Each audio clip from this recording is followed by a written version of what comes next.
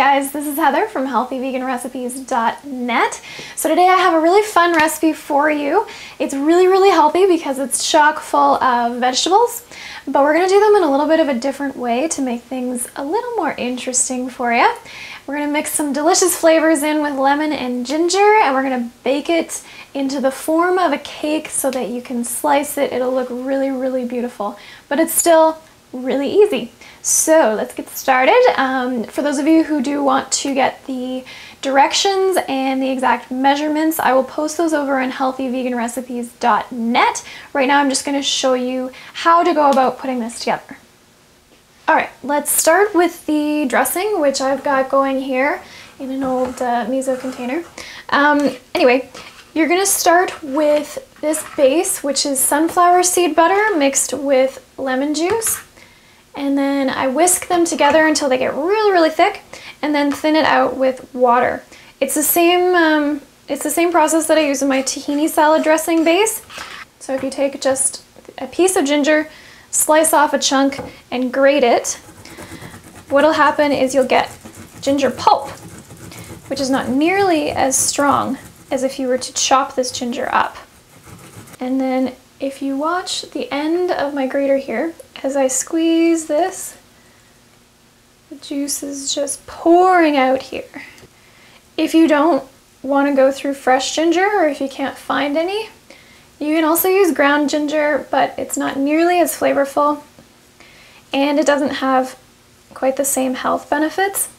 Ginger is anti-inflammatory, so it's great this time of year as everyone's getting sick, as you're feeling in your joints.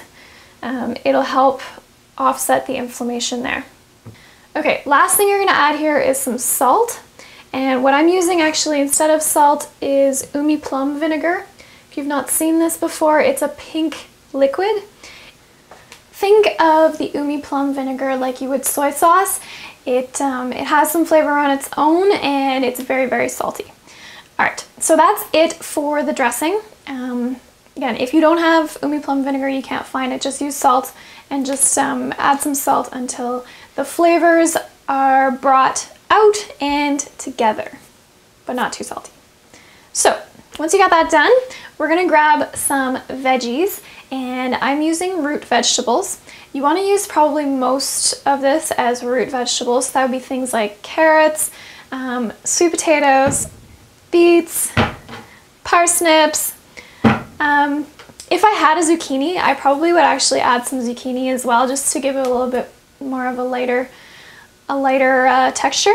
But what I'm going to do instead is make this all root vegetable, and then I'm going to eat it along with a salad so that I get some green veggies in there as well. So what we're going to do with these root vegetables is peel them and then grate them. And for those of you with a food processor, this will be very quick. I'm very thankful in this moment that I have a food processor. Grating, unfortunately, is one of my least favorite things to do in the kitchen. So for those of you who don't have a food processor, my apologies. Maybe this will motivate you to put one on your Christmas list. In case you didn't know, beets can stain your hands if you don't rinse them off right away. And even then, I've rinsed these right away, and I don't know if you can see it, but they're pretty pink. Okay. I am starting with the beets. I've got them grated and trying to get away.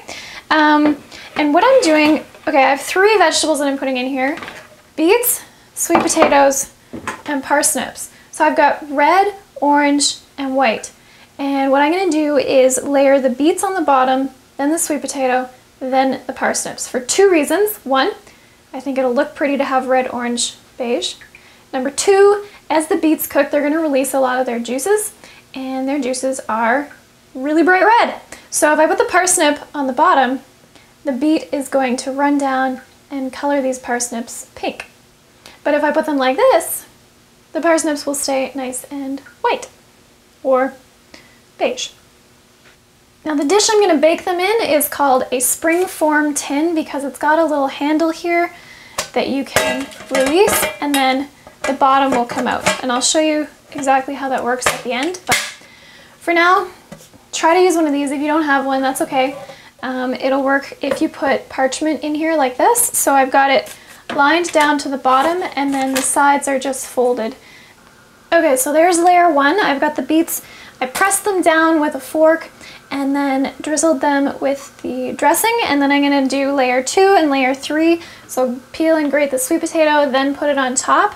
And before I do that, I am going to rinse the grating attachment for my fruit processor so that the others don't get red from the beet juice. All right, there it is, all pretty and ready to go in the oven.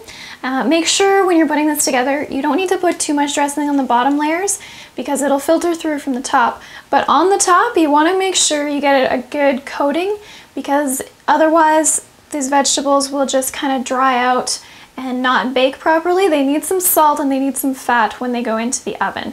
But we've used in our dressing, instead of oil, we've used a whole food fat with the sunflower seed butter. So there are nutrients along with the fat as opposed to oil, which is just pure fat. So it's relatively healthy. They do need something there.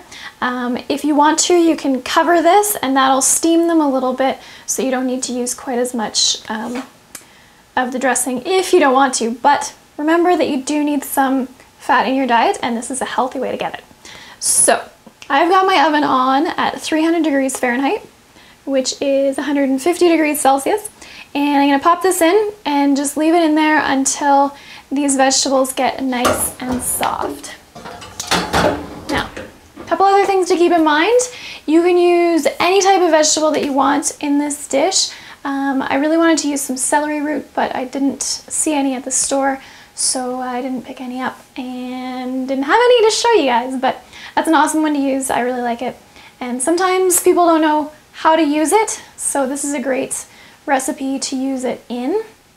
Anything else you feel like, rutabaga is one that I like. You can use potatoes if you want.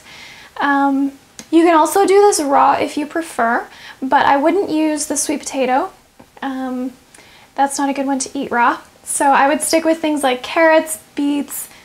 Ooh, parsnips aren't very tasty raw, but if you're really hardcore, you could do that. And zucchini, things like that. The stem of the broccoli. So it's very, very versatile. And what I'm gonna do when it's done is I've got some pumpkin seed crumble that I got the recipe from Christy's Blissful Bites cookbook that I was talking about last week. So this is just pumpkin seeds ground up with some kelp, and I added a little bit of nutritional yeast to make it kind of cheesy tasting. So I'm going to sprinkle that on top, but I'm going to wait until these vegetables soften a bit because I don't want this to burn. Other than that, just wait till it's cooked, and then you can take it out and we'll take a look when I'm done. One of the things I love about making a baked meal is that you can put it in the oven and go off and do whatever else is on your activity menu for the afternoon. So I've just gone and done my workout for the day and I'm still all sweaty, but I did manage to wash my hands and I got this out of the oven after 40 minutes and we'll see how it's doing. Alright, so let me show you the beauty of a springform pan. It's got this little handle here that I showed you earlier that you can just undo, some more easily than others. Then lift the sides off, and what you're left with is the bottom. And if you've used parchment paper, it'll be even easier. So we'll take a look here and check if these veggies are cooked. They're looking very moist and delicious, so I would say this is perfectly done. Now all we have to do is try to cut it in an attractive kind of way. Perhaps a serrated knife would be better.